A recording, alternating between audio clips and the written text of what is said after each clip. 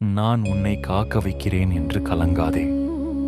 காத்திருப்பதின் பலனை அறியும்போது நீயே கண் கலங்குவாய். அதற்கான காலத்தை அடைய நீ நெருங்கிக் கொண்டிருக்கிறாய். உனக்கே தெரியாமல் நான் உன்னை பலமுறை ஆபத்திலிருந்து காப்பாற்றி இருக்கிறேன்.